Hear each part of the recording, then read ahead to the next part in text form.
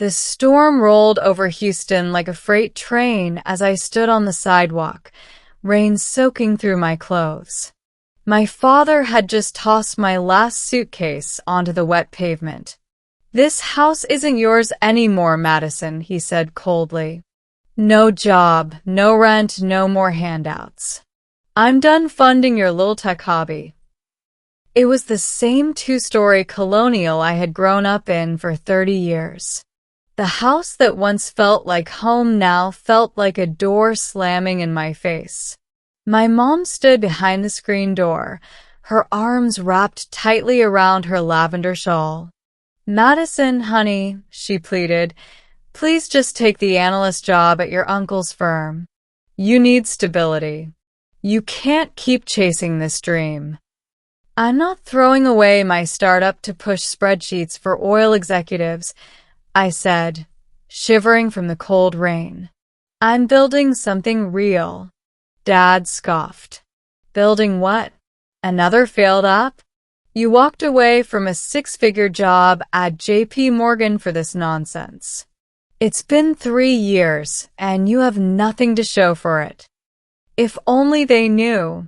If only they could see the server room I had built in a brick building they assumed was just a co-working space. If only they knew about the global cybersecurity contract I had just signed. "Ethan Reynolds just bought a house in River Oaks," Mom added quietly, like twisting the knife. "He's your age. Remember when you two—" Of course, I remembered. Ethan dumped me when I refused to join his father's hedge fund. He told everyone at the country club I was wasting my Ivy League education on tech nonsense.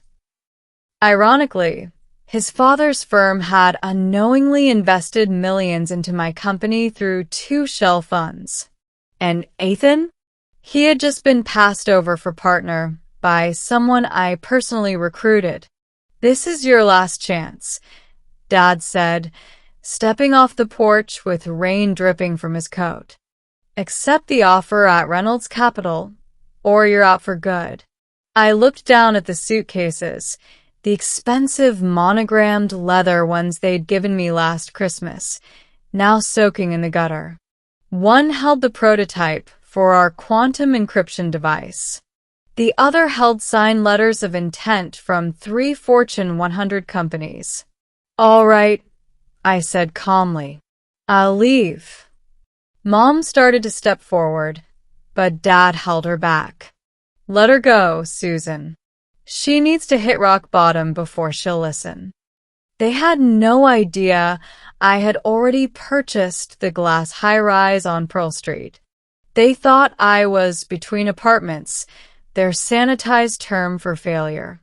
They didn't know that I owned Callahan Technologies, the company quietly acquiring properties, patents, and talent all over Texas.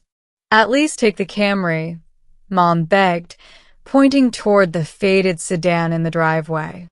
"Keep it," I said, unlocking my phone and sending a signal.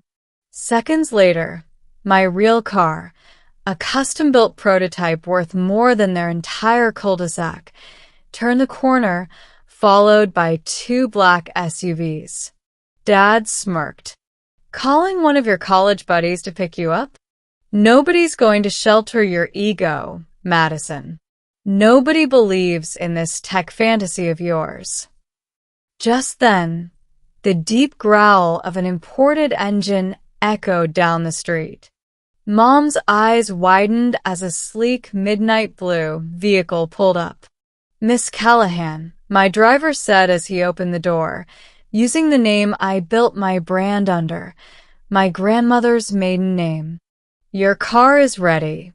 Dad froze. "Who?" "My driver," I said simply. "And this car? It's mine." He stopped mid-sentence as recognition dawned. Only 10 of those models existed worldwide. He had tried to lease one last year, but was told they were custom held by a private firm. "Actually," I said, meeting his gaze, "I own that firm." Before they could respond, My executive assistant stepped out of a second vehicle holding a black umbrella. "Miss Callahan," she said briskly, "the board is on standby. They'll need your signature before the 8 a.m. reveal." "Reveal?" Mom echoed, her voice trembling. "You'll see it," I said softly. "Right outside your office window, Dad."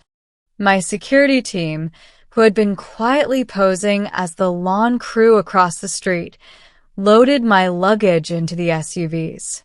"Where will you go?" Mom called after me. "Home," I said, pausing at the car door. "You mean that storage unit?" "No," I corrected. "The penthouse. Top floor of the Callahan Tower." Their stunned faces were satisfying, but this was only the appetizer. Tomorrow morning, as Dad pulled into the prestigious law firm he thought he ruled, he would stare up at a 60-story building bearing the name he had tried to bury, etched in gold. And it wouldn't be the last time he'd have to say it out loud. Next morning, the takeover. The next morning broke bright and sharp, the kind of morning that made headlines. I stood on the top floor of what would soon be renamed Callahan Technologies Tower, watching the crew secure the new signage.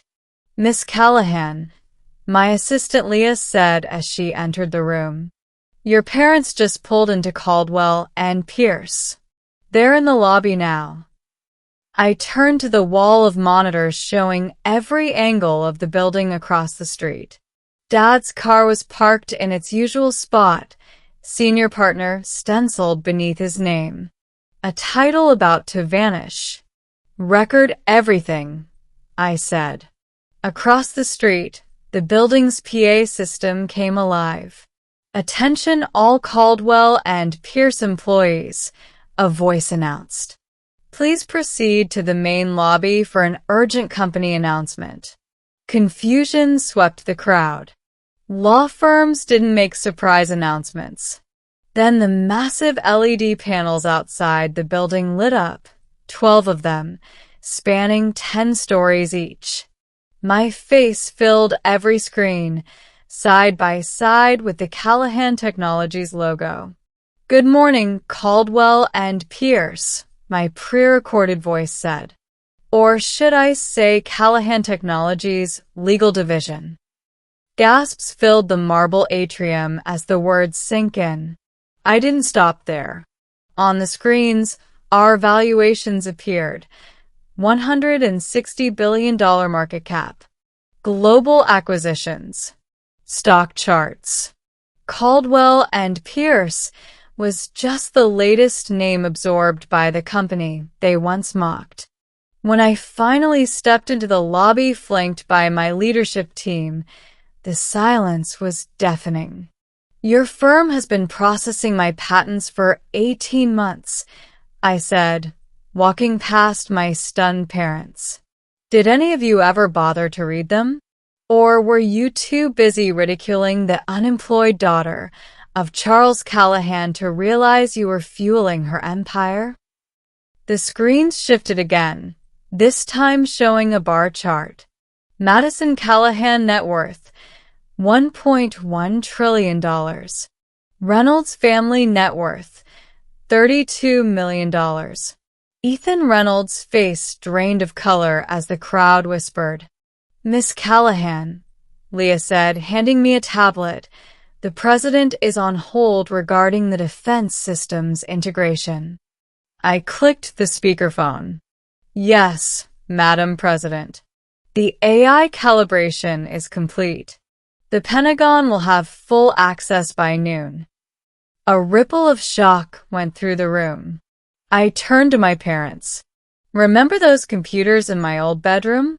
They're now the backbone of global cybersecurity, aerospace, and quantum computing." "Oh, and your retirement accounts?" "I manage those now, too." The exterior screens changed one final time. Dad stumbled back, collapsing into a chair. "Madison, we never knew." "No," I said quietly. You never ask. As my security team began reorganizing the building under its new name, I looked at the people who once doubted me. This is only the beginning, I said. If you've ever been underestimated, pushed aside, or called a failure by the people who were supposed to believe in you, remember this. Build in silence. Rise on your own terms.